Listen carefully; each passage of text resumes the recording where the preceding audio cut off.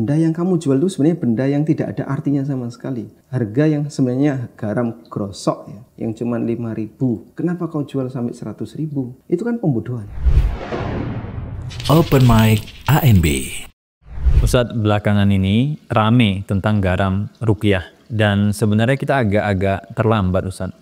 Karena memang isu ini sudah rame beberapa waktu yang lalu. Nah, yang menarik Ustadz, ada salah satu pedagang garam ruqyah ini bisa menghasilkan omset sampai 3 miliaran atau bahkan lebih gitu.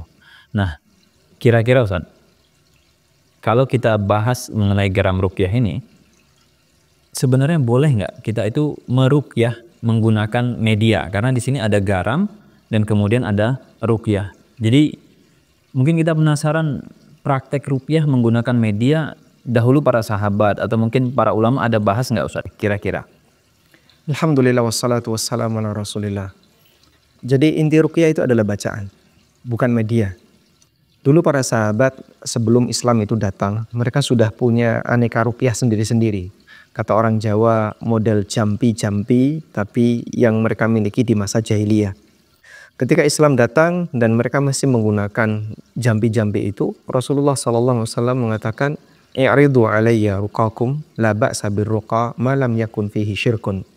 Coba tunjukkan kepadaku bagaimana cara ruqyah kalian. Kalimat-kalimat ruqyah kalian. Tidak masalah orang menggunakan kalimat ruqyah selama di situ tidak mengandung unsur kesyirikan. Sehingga ini memberikan izin kepada kaum muslimin untuk melakukan ruqyah dengan jampi-jampi, dengan kalimat-kalimat selama tidak mengandung kesyirikan.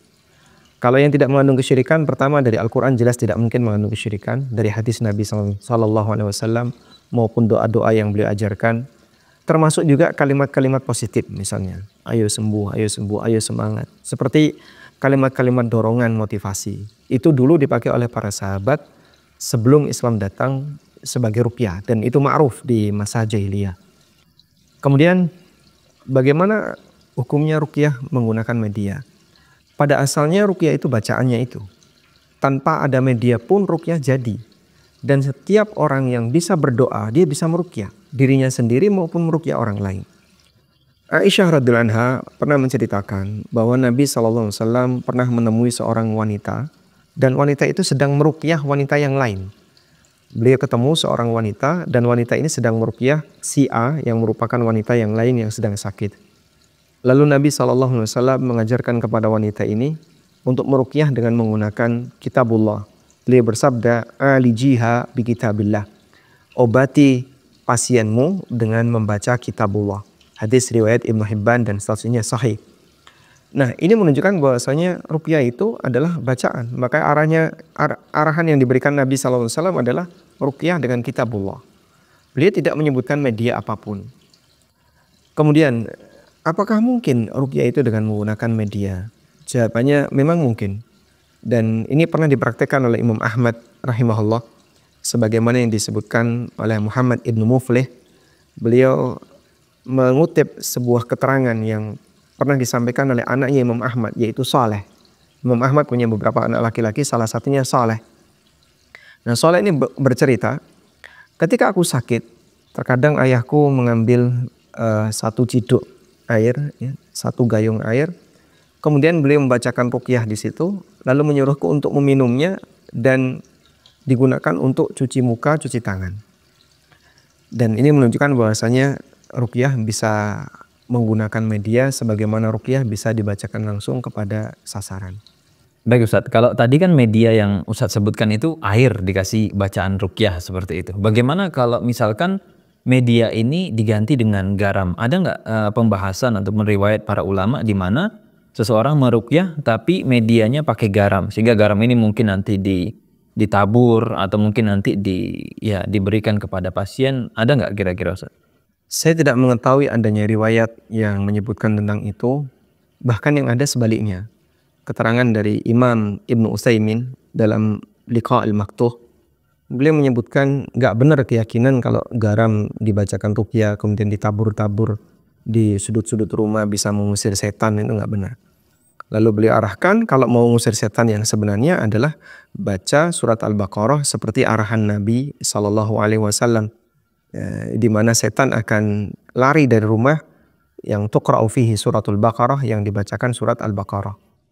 Jadi kalau secara spesifik ruqyah dengan media garam, kita nggak punya dalil sama sekali dan nggak punya riwayat ulama yang mempraktikkan seperti itu. Wallahu a'lam.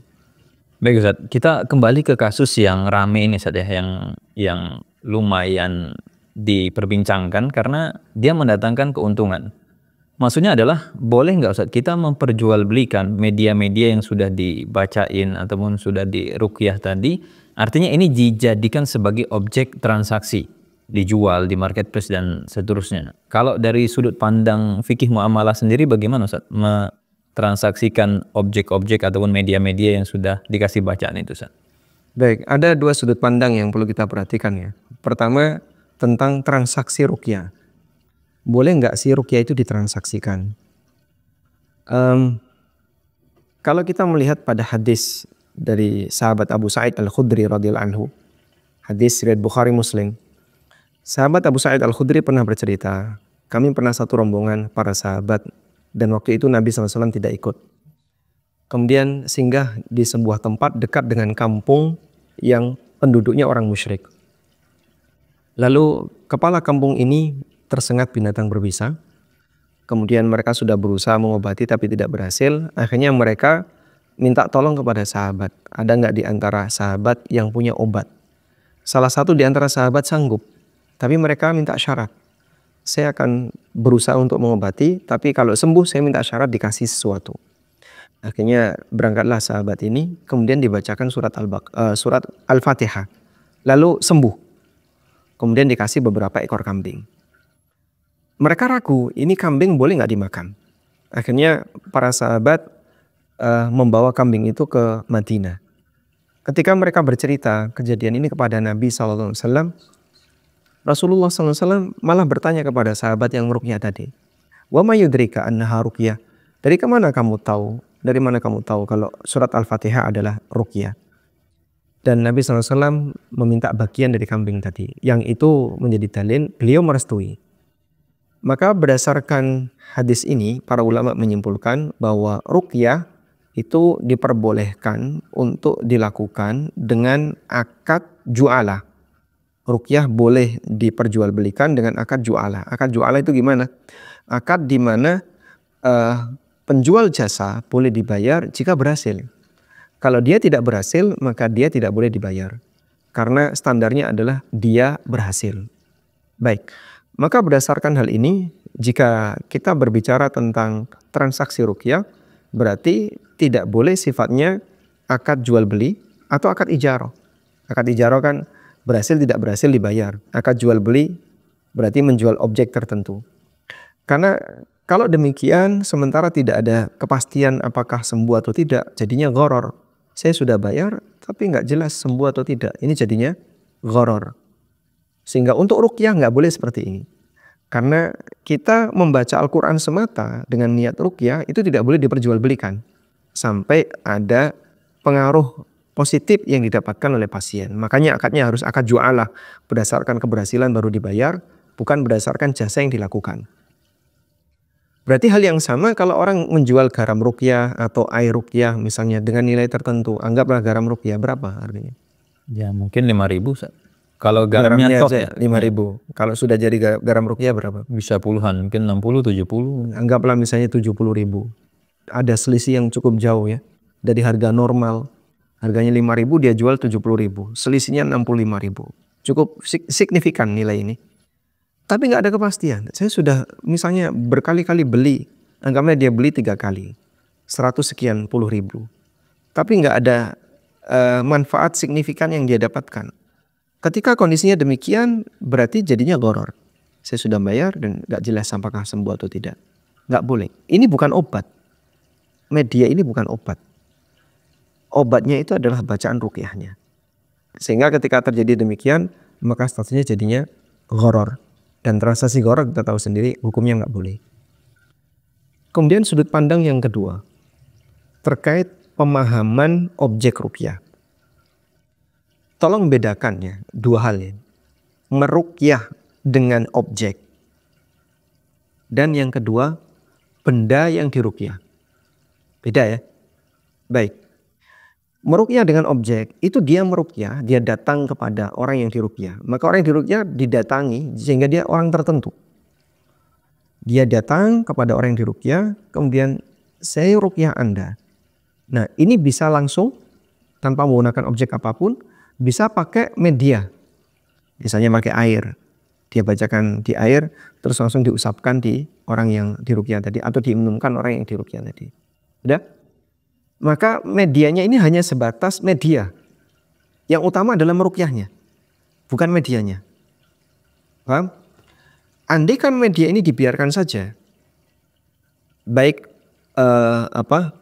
dipakai minum atau dipakai misalnya dipakai mandi dan seterusnya, nggak ada pengaruhnya sama sekali. Misalnya, saya mau meruqyah si A, terus medianya sudah disiapkan semangkok air. Udah? Terus setelah itu saya nggak jadi pakai media. Tapi semangkok air saya taruh di samping, terus saya ruqyah si A secara langsung. Semangkok air ini memberikan pengaruh nggak? Tidak sama sekali. Dia bukan obat, dia hanya air biasa sebagaimana air yang lain. Tapi Pak, kan terdengar suara ruqyah di situ. Apa pengaruhnya terdengar suara ruqyah? Tembok masjid itu bertahun-tahun terdengar suara imam. Dan ketika tembok itu misalnya dipugar terus diambil sebagian jadikan jimat, pengaruh nggak? Tidak sama sekali. Itu benda seperti yang lain. Ya? Maka yang lebih penting adalah meruqyahnya baik pakai media maupun tidak pakai media. Bacaannya yang penting. Nah, bacaan inilah yang bisa ditransaksikan seperti tadi. Nah, beda halnya ketika ada benda, ada media, saya bacain. Saya bacain Al-Fatihah atau apa. Terus dibawa ke tempat yang lain. Nah, ini sudah nggak ada pengaruhnya sama sekali. Karena kamu ruqyah apa? Kamu ruqyah siapa? Nah, tadi kan saya bacain ke benda. Ya, kamu cuma bacain ke benda aja. Tapi benda ini begitu selesai dibacain, nggak ada pengaruhnya sama sekali. Lain halnya ketika kamu datang ke yang bersangkutan, kemudian kamu ruqyah dia. Baik pakai media maupun tidak, itu bisa. Nah, maka di bagian ini, menjual garam ruqyah itu kan tidak tertentu siapa nanti akan membelinya. Sehingga peruqyah ini mau meruqyah siapa nggak jelas. Nggak tahu mau meruqyah siapa nggak jelas. Dan aslinya itu nggak ada apa-apanya, nggak memberikan pengaruh apapun. Cuman kan terkadang orang percaya dengan adanya misalnya khasiat yang ditulis di situ, dan kadang berlebihan juga khasiat yang ditulis di situ. Dan ini semuanya nggak benar. Baik Ustadz, kalau kita bicara manfaat tadi, itu sebenarnya kalau diperhatikan ya di akun-akun marketplace mereka gitu ya, itu ada juga si buyer yang beli itu, mereka merasakan benefit ataupun manfaat itu, sehingga mereka katakan ya jadi terasa lebih ringan, jadi terasa lebih cerah dan seterusnya. Intinya mereka merasakan benefit Ustadz, sehingga mereka merasa worth it tuh kalau saya bayar garam tadi lebih mahal, toh juga manfaat itu saya rasakan gitu. Apakah hal ini juga membuat transaksi jadi tetap bermasalah Ustadz? Karena yang penting kan benefitnya nyampe gitu, diterima dan mereka merasakan itu. Jika testimoni ini jujur, berarti dia betul-betul merasakan manfaat dari keberadaan garam itu. Tapi apakah itu bisa mengubah hukum? Begini, ada orang yang bertransaksi dengan dukun dan dia mendapatkan manfaat. Misalnya, ketika pakai jimat ini, saya jadi lebih pede, lebih ini, dan memang berhasil. Tapi transaksi dengan jimat, transaksi jimat dengan dukun misalnya, ada dukun jualan jimat, entah jualan kalung, jualan gelang, dia jual dengan mahar misalnya 50.000, 100.000. Halal atau haram? Haram. Kenapa? Karena dia jualan sesuatu yang nggak boleh untuk dijual. Statusnya haram, walaupun ada testimoni positif. Bahkan jangankan jualan benda, dengan dukunnya sekalipun. Misalnya, saya setelah datang di dukun ini, rezeki saya jadi lancar. Kemudian tebakan beliau tepat dan seterusnya. Apakah transaksi dengan dukun ini jadi halal? Tidak. Nah, kita bicara hukum itu jangan dilihat testimoni. Bisa jadi ada orang yang melakukan transaksi haram, testimoninya baik. Allah Subhanahu wa Ta'ala bisa saja menguji sang hamba sehingga dibuat istidraj, dia berhasil, akhirnya ketergantungan pada dirinya kan muncul. Saat ketergantungan muncul, makin melekatlah orang ini dengan yang bersangkutan. Sehingga di posisi ini testimoni tadi tidak menggambarkan hukum. Maka jangan lihat halal haram berdasarkan testimoni. Lihat halal haram berdasarkan skema akad. Kalau ini akadnya adalah akad jual beli, tidak boleh objek rupiah dijual seperti itu. Dan yang kedua itu sebenarnya nggak ada artinya sama sekali. Dia bukan meruqyah, tapi dia menjual benda yang kena bacaan Quran. Kan nggak ada pengaruhnya sama sekali. Tembok masjid yang sudah bertahun-tahun dipakai baca Quran, mungkin ada orang diruqyah di situ, diambil, dicungkil, coba dikasihkan ke orang lain, siapa yang mau? Nggak ada pengaruhnya. Maka aslinya ini semuanya adalah jual beli gharar yang tidak jelas. Dan yang kedua bahkan jual beli yang nggak benar karena dia mungkin hanya mengandalkan testimoni orang lain untuk menarik kepercayaan orang lain. Baik Ustadz, kalau gini Ustadz ya, karena kan ini penjelasan Ustadz ini agak bikin masalah Ustadz, karena ini traffic lagi rame dan juga penjualan lagi lancar. Bisa nggak kalau kita jamak aja Ustadz? Maksudnya begini, kalau misalkan nih saya sebagai penjual garam gitu ya, terus saat menyebutkan benefit tuh, ini mampu menyembuhkan dan yang lain. Tadi kan Ustadz sempat singgung masalah overclaim gitu ya. Kalau di deskripsi tadi di bawahnya saya kasih disclaimer gitu ya. Kesembuhan atas izin Allah Azza wa Jalla. Ya artinya karena tadi sebagaimana ruqyah kan kata Ustadz boleh nih gitu ya. Kalau misalkan kita tidak memastikan dan yang lain. Nah sama nih supaya kita nggak ada gharar ya sudah kita langsung disclaimer aja gitu loh, bahwa tidak ada yang menjamin bisa sembuh dan yang lain. Ini namanya juga ikhtiar, namanya juga usaha. Ya tergantung izin Allah. Tapi itu dituangkan gitu loh. Bisa nggak ini kemudian mengatasi masalah overclaim, kemudian mengatasi masalah gharar yang Ustaz sebutkan? Karena sudah disebutkan, artinya penjual jujur gitu, penjual nggak menggaransi 100% pasti sembuh gitu. Artinya kita buka aja data itu gitu. Ya sudah, kalau kamu mau beli, disclaimer-nya udah ada. Mau beli ya silahkan gitu. Nah itu apakah bisa mengatasi Ustaz?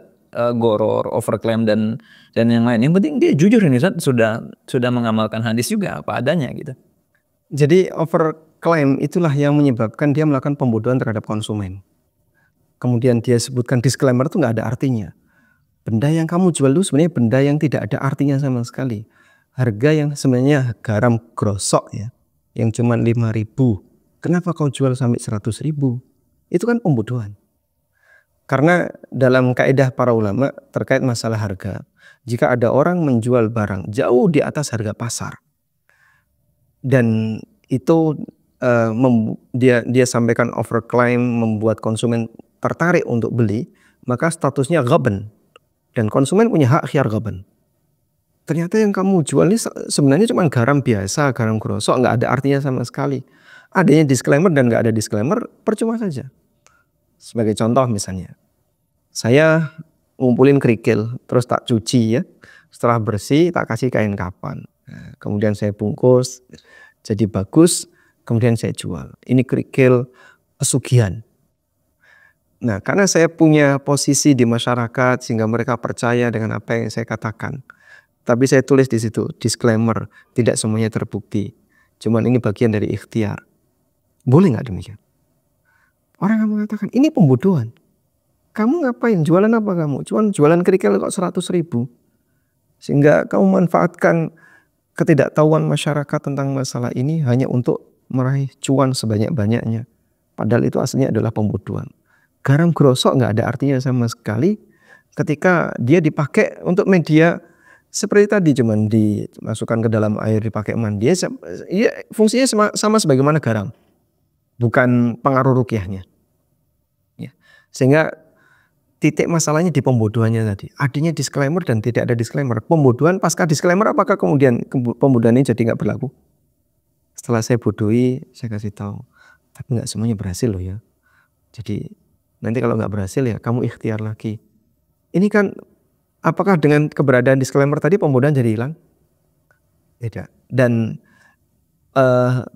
overclaim tadilah yang menyebabkan transaksi ini jadi transaksi ghaban, pembodohan. Maka yang kita pahami, walaupun dia sudah mencantumkan disclaimer, Dia tidak menyatakan pasti sembuh sebab kesembuhan ada di tangan Allah. Semua orang juga paham kesembuhan ada di tangan Allah. Itu tidak menghilangkan hukum kalau transaksi ini adalah transaksi pembodohan. Baik Ustaz. Terus ini kalau duit udah dapet 3M, 4M ini status duit miliaran ini gimana Ustaz? Dan mohon maaf juga Ustaz ya, kalau bicara pembodohan itu kan sebenarnya sifatnya nisbi. Bagi Ustadz mungkin Ustadz ngerasa dibodohi kalau beli garam 5.000 jadi 70. Tapi kalau customer tidak merasa dibodohi, berarti kan tidak ada masalah Ustadz saya jualan. Berarti duit 3M, 4M ini tetap halal nggak Ustadz buat saya? Kalau saya bertransaksi dengan anak kecil, terus saya bodohi dia sehingga dia mau beli banyak dari hasil cara saya membodohi dia. Anak kecil ini nggak ngerti. Misalnya anggaplah anak SMP atau anak SD. Nah, dalam posisi ketika dia tidak merasa dibodohi, dia senang-senang aja. Dia dapat barang itu dan dia merasa senang. Apakah status pembodohan itu jadi hilang? Karena dia merasa senang. Atau saya bertransaksi dengan jamaah.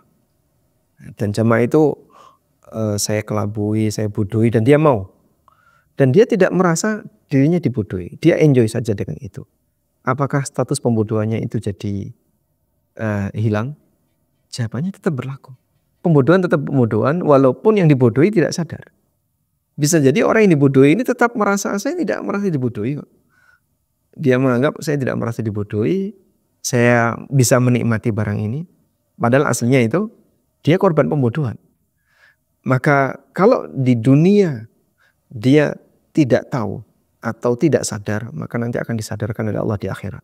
Dan bisa jadi yang bersangkutan akan nuntut di akhirat.